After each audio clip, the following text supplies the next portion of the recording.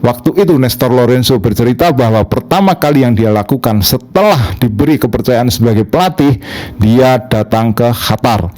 Ketika itu James Rodriguez bermain untuk Al Rayyan di Qatar, dan sangat mirip antara dua pemain ini perannya bagi tim nasional Argentina dan Kolombia. Siapa yang akan berjaya di final nanti, James Rodriguez atau Lionel Messi?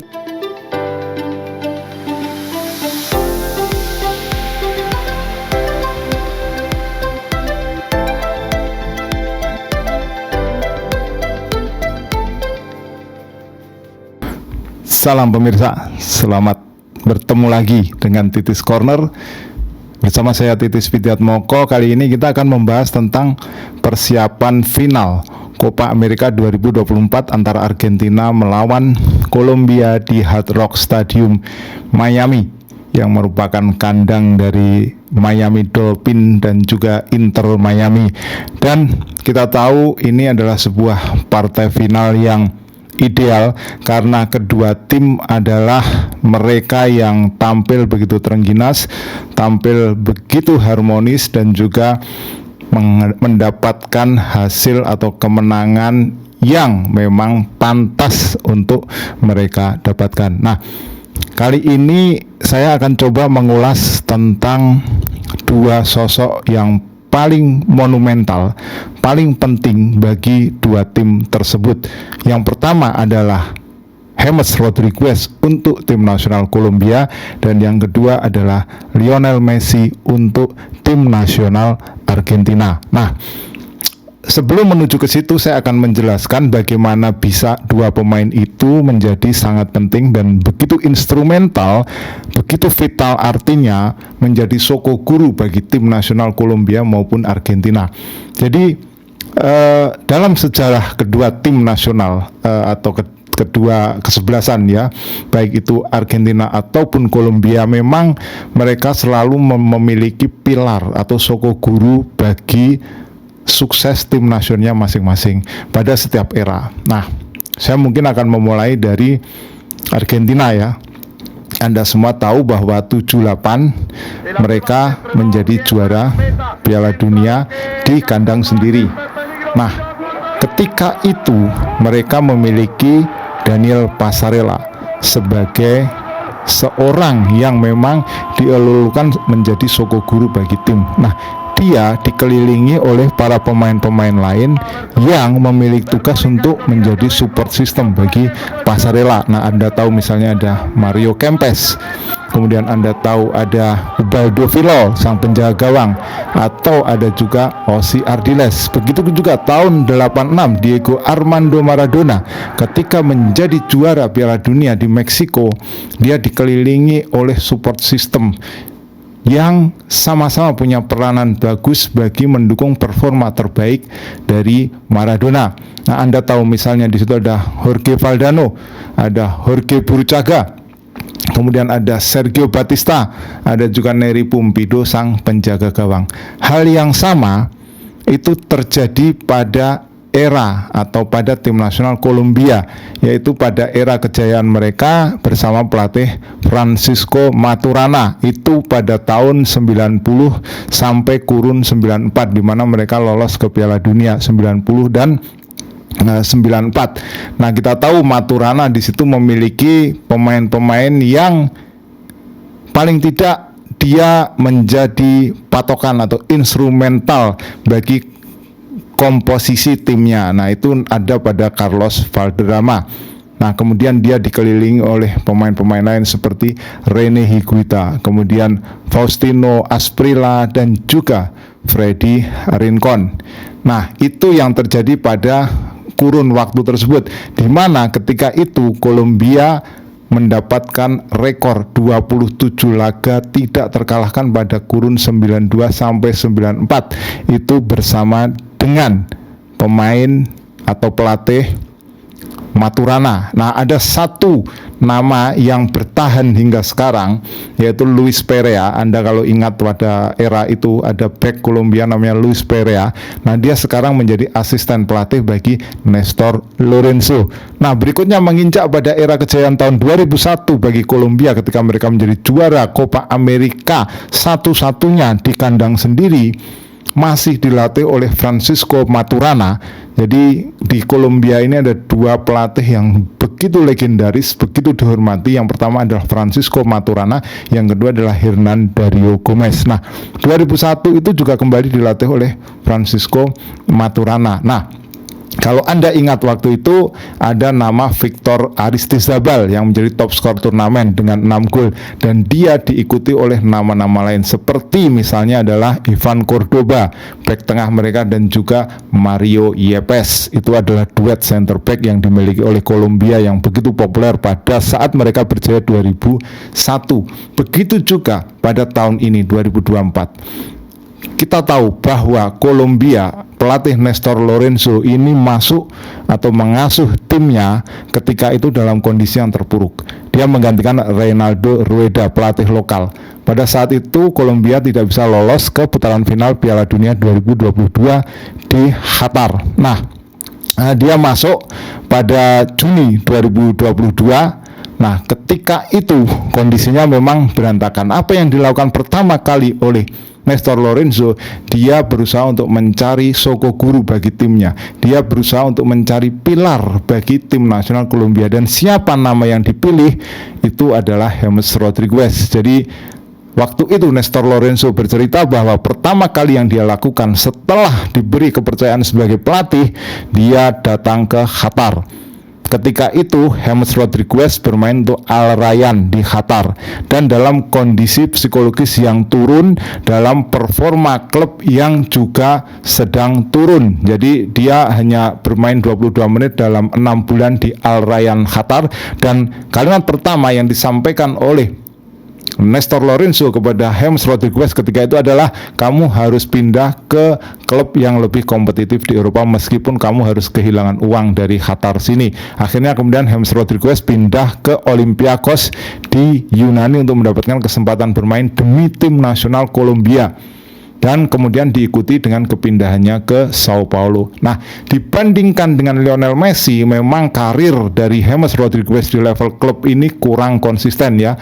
Kita tahu dia berawal pertama kali di masa junior dari Banfield, Argentina, jadi dia kenal betul sepak bola Argentina. Ayah dia adalah pemain tim nasional Kolombia.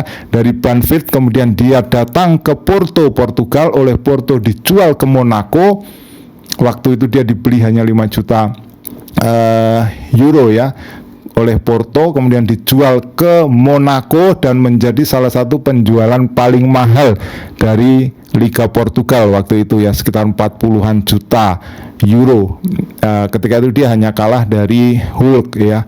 Nah, dia kemudian berjaya di Piala Dunia 2014 menjadi top skor, peraih sepatu emas dengan 6 gol, dan dari situ dia diambil oleh Real Madrid. Jadi dari Monaco dia dibeli oleh Real Madrid, kalau tidak salah sekitar 63 juta pound sterling, yaitu termasuk salah satu transfer termahal ya, termahal keempat ketika itu. Nah, di Real Madrid musim pertamanya 29 kali main, 13 gol, 13 assist, bisa dikatakan dia tidak gagal. Tetapi ketika itu memang dia tidak mendapatkan gelar yang prestisius bagi Real Madrid ya, gelar hanya Piala Super semacam itulah.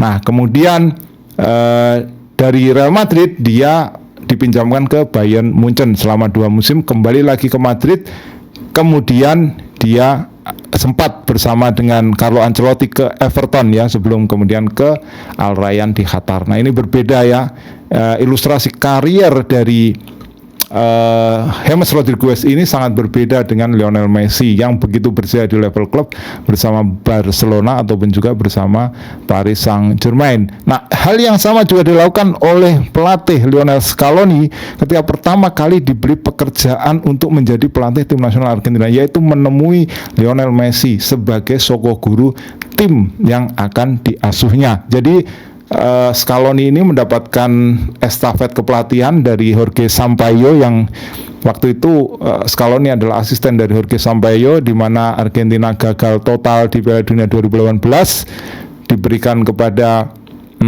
Scaloni ya 2019, dan kekalahan terakhir mereka Argentina ketika itu adalah dari Brasil di semifinal Copa America 2019. Apa yang terjadi kemudian setelah dibangunlah fondasi tim ini oleh Scaloni dan Messi, Argentina 36 kali pertandingan tanpa kalah sebelum kemudian mereka ditaklukkan oleh Arab Saudi lewat gol dari Sehri dan juga Salim Al-Dawsari, Saleh Al-Sehri dan Salim Al-Dawsari. Jadi bagaimana pentingnya Messi ya sebagai fondasi bersama Scaloni. Scaloni sendiri sangat mengenal Messi sebagai rekan bermain di tim nasional Argentina, terutama pada major turnamen yaitu di Piala Dunia 2006 di Jerman ya waktu itu. Jadi saya sempat melihat atau menyaksikan bagaimana keduanya ketika itu masih bermain ya, sempat berlatih di markas Argentina di Herzogenaurach ketika itu, melihat bagaimana Scaloni dan Messi ini begitu akrabnya. Nah, dari pondasi yang dibangun bersama Messi, kemudian Nestor Lorenzo membangun pondasi bersama James Rodriguez, muncullah performa yang gilang gemilang dari kedua tim ini. Dan Anda tahu kekalahan terakhir ya, kalau kita melihat rekor 28 laga tanpa kalah dari Kolombia ini, kekalahan terakhirnya itu didapatkan dari Argentina, itu pada Februari 2022. Itu adalah kualifikasi sebelum Piala Dunia 2022 di Qatar, dan setelah itu mereka tidak pernah kalah lagi sampai sekarang, meskipun tim-tim yang dihadapi adalah tim-tim besar dunia. Ada Spanyol juga, ada Inggris juga, ada Uruguay juga. Jadi itulah ya pencapaian fenomenal dari Nestor Lorenzo bersama Kolombia. Begitu juga Lionel Scaloni bersama Argentina. Jadi dalam 62 pertandingan yang sudah dijalani oleh Lionel Scaloni bersama dengan tim nasional Argentina, mereka hanya kalah dua kali. Yang pertama adalah dari Arab Saudi. Nah, berikutnya diikuti yang kedua dari Uruguay di penyisihan kualifikasi Piala Dunia 2026. Nah, sekarang saya akan menginjak bagaimana di lapangan, bagaimana seorang James Rodriguez dan seorang Messi ini bisa begitu berpengaruh di lapangan. Nah, Nestor Lorenzo, saya mulai dari James Rodriguez. Nestor Lorenzo memberikan keleluasaan kepada James Rodriguez untuk bebas berkreasi di lapangan. Itu yang membuat dia tampil gilang gemilang di Copa America 2024 ini dengan sejauh ini menciptakan 6 assist yang merupakan sebuah rekor setelah Messi mendapatkannya tahun 2021. Ada juga Alex ya, tahun 2011 ya, 6 assist ketika itu. Nah, kita melihat bahwa formasi sebelumnya dari Kolombia itu adalah 4-3-3, tapi diubah atau dimodifikasi oleh Nestor Lorenzo untuk memberikan keleluasaan kepada James Rodriguez. Jadi, kalau kita melihat di tengah itu, siapa orang yang menjadi support system dari James Rodriguez? Dia adalah Richard Rios, dan juga ada satu nama lagi yaitu John Arias. Ini dua pemain yang membela klub di Brasil yaitu Palmeiras dan juga Fluminense. Jadi ada Arias, ada John Arias ini, kemudian ada juga Richard Rios ini di tengah, dan gelandang bertahannya itu adalah Jefferson Lerma, Crystal Palace. Jadi formasinya adalah 4-3-1-2. Jadi 3 gelandang yang di tengah ini yang penting sekali bagi James Rodriguez sebagai pengatur lapangan. Nah, di depan itu ada 2 pemain yang juga begitu dominan. Yang pertama adalah Luis Diaz dan juga John Cordoba. John Cordoba ini pemain dari Atlas Guadalajara. Guadalajara ini klub di Meksiko ya. Atlas ini klub papan atas di Meksiko. Dan John Arias ini mendukung dari sisi postur, sehingga kalau kita lihat bola matinya itu assist dari James Rodriguez ini memang kebanyakan dari bola mati. Nestor Lorenzo sendiri membandingkan James Rodriguez untuk saat ini ya hampir mirip dengan David Beckham, di mana umpan bola matinya itu selalu bisa menghasilkan gol. Nah, itu kelebihan dari James Rodriguez. Nah, kalau kita melihat ya di belakang itu juga tidak kalah penting, ada Camilo Vargas, ada David Ospina. David Ospina ini mantan Napoli ya, mantan Arsenal juga dulu. ini juga masih di bawah. Kemudian ada Davinson Sanchez, ada Carlos Cuesta, ini duet center back-nya, ada Johan Mojica, ini back kirinya. Kemudian Daniel Munoz, ini back kanan tapi mendapatkan kartu merah, sehingga kemudian dia akan digantikan posisinya di final nanti oleh Santiago Arias.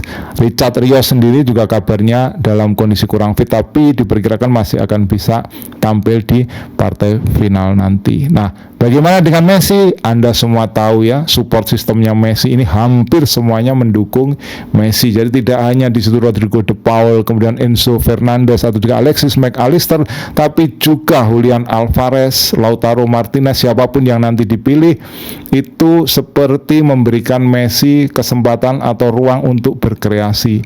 Nah, yang menarik adalah sebuah analisa tentang apakah Messi lebih cocok dengan Julian Alvarez atau dengan Lautaro Martinez. Ada yang menyebutkan bahwa Julian Alvarez ini lebih cocok dengan Messi. Karena apa? Karena pergerakan dia yang sangat dinamis dibandingkan dengan Lautaro. Jadi Julian Alvarez itu kenapa dia dipandang lebih tepat dengan Messi? Karena pada posisi tanpa bola dia itu bergerak kemana saja jauh lebih fleksibel, jauh lebih mobile dibandingkan dengan Lautaro Martinez, dan positioning dia juga dianggap bagus. Tapi Lautaro Martinez bisa berperan sebagai senjata rahasia yang masuk pada momen-momen terakhir. Nah, kalau kita melihat statistik dari Lionel Messi dan juga statistik dari James Rodriguez di Copa America ini menunjukkan bahwa mereka begitu pentingnya ya. Jadi kalau kita melihat ini statistik datang pada belum dihitung ya pertandingan semifinal. Jadi Messi main 3 kali dengan XG expected goals-nya 0,85, XG per shot-nya. Jadi dia mendapatkan 7 shot dengan 4 shot on target, dengan expected goal per shot-nya itu adalah 0,12. Nah, sementara James Rodriguez XG-nya itu 1,17 dari 4 penampilan dengan 1 gol dan 5 assist. Ini satu assist di semifinal belum dihitung, dengan XG-nya 1,17. Jadi expected goals-nya jauh lebih tinggi James Rodriguez dibandingkan dengan Messi. Shoot dan shoot on targetnya sama, 7/4, dengan expected goal per shot-nya 0,17. Jadi hampir sangat mirip antara dua pemain ini perannya bagi tim nasional Argentina dan Kolombia. Siapa yang akan berjaya di final nanti? James Rodriguez atau Lionel Messi? Tulis di kolom komentar. Kita ketemu dalam pembahasan berikutnya, preview final Copa America. Salam.